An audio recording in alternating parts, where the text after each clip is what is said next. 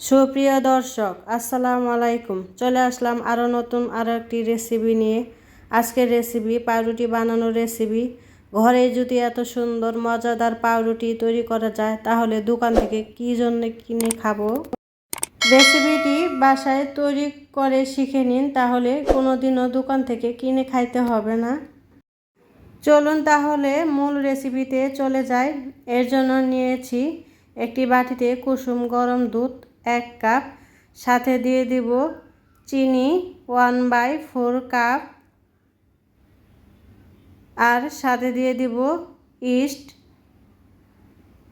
2 চামচ। ইস্ট দিয়ে আমি একটু ভালো করে মিশিয়ে নিব।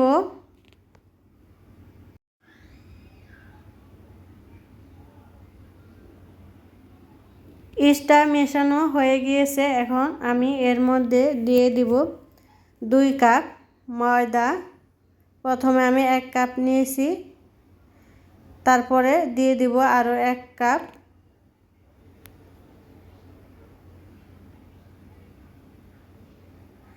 দিয়ে দিব লবণ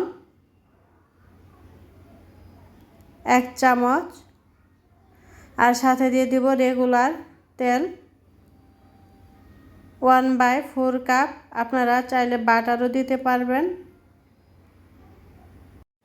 প্রথমে আমি একটা স্প্যাচুলার সাহায্যে একটু চাপ দিয়ে ময়দাগুলো ভালো করে মিশিয়ে নিব। এখন সবগুলো উপকরণ ভালো করে মিশিয়ে নেওয়ার পর একটি খামির করে নিব। আর এই খামিরটি ভালো করে পারফেক্ট করে নিলে তাহলে ব্রেডটি পারফেক্টভাবে হবে। এখন আমি 5 মিনিটের জন্য ভালো করে মথে নিব। এখানে যত ভালোভাবে মথে নিব আমার পাউরুটি ব্রেডটা তত ভালোভাবে ফুলবে। আমার মথে নেওয়া শেষ। এখন আমি ঢাকনা দিয়ে ঢেকে রাখবো 1 ঘন্টার জন্য। এই তো 1 ঘন্টা পরে ফিরে আসলাম। দেখেন আমার ডোটা কত সুন্দর ফুলে উঠেছে। এখন আমি হাত দিয়ে ভালো করে চেপে আমি বাতাস বের করে তারপর ডোটাকে আর একটু ভালো করে মথে নিব কিছুক্ষণের জন্য। এখন ডোটা হাতে ভালো করে প্রেসার দিয়ে আমি ডোটা পারফেক্ট করে নিব।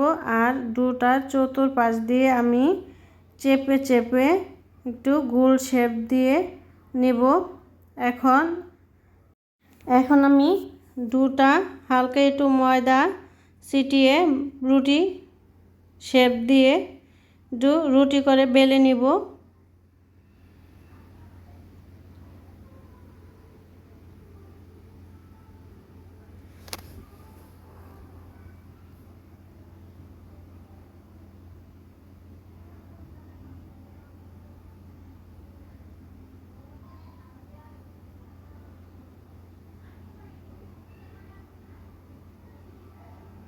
এটা আমার রুটি করে নেওয়া হয়ে গিয়েছে। এখন আমি এখন এই রুটিটা একটু ঘুরিয়ে ঘুরিয়ে উল্টিয়ে রোল করে নিব।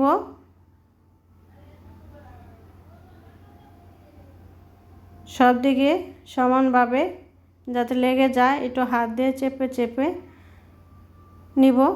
এখন আমি এই রোলটা রাখার জন্য একটা মোল্ড নিয়েছি।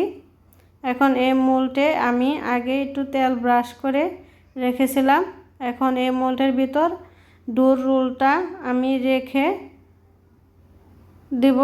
তারপর আমি এটি ঢেকে দেব আধা ঘন্টার জন্য।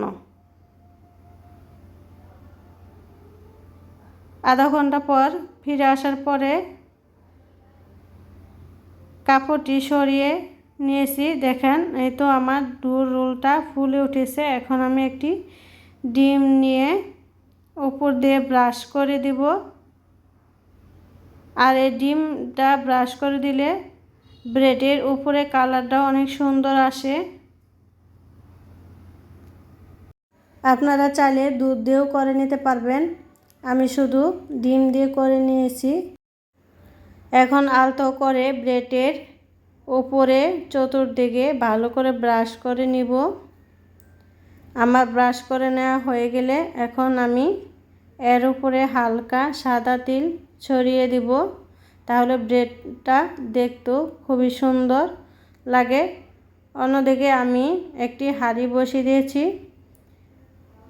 হাঁড়িটি আমি 5 মিনিট প্রিহিট করে নিয়েছি। এখন হাঁড়ির ভিতরে লেখালেখির 2 পিস কাগজ বসিয়ে তার উপরে স্ট্যান্ড রেখে এখন আমি এই মোল্ড দিয়ে দিব।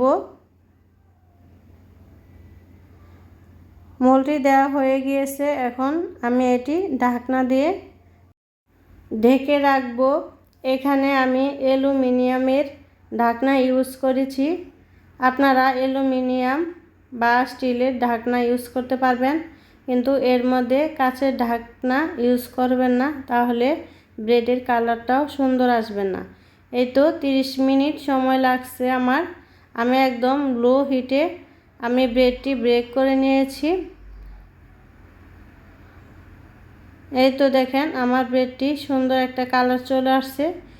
পাতিলের ভিতর একটু রোদের পড়েছে, এর জন্য একটু সাদা সাদা লাগছে। এই তো আমার ব্রেডে দেখুন সুন্দর একটা কালার চলে আসছে। হয়ে গেছে আমার ব্রেডটা। দেখেন এরকম যদি ব্রেড আপনি ঘরে তৈরি করে নিতে পারেন, তাহলে আপনার দোকান থেকে কোনোদিন ব্রেড কিনে খেতে হবে না। আর আজকের ভিডিওটি যদি আপনাদের ভালো লাগে, তাহলে আমার ইউটিউব চ্যানেলে একটি সাবস্ক্রাইব করে লাইক কমেন্ট শেয়ার করবেন।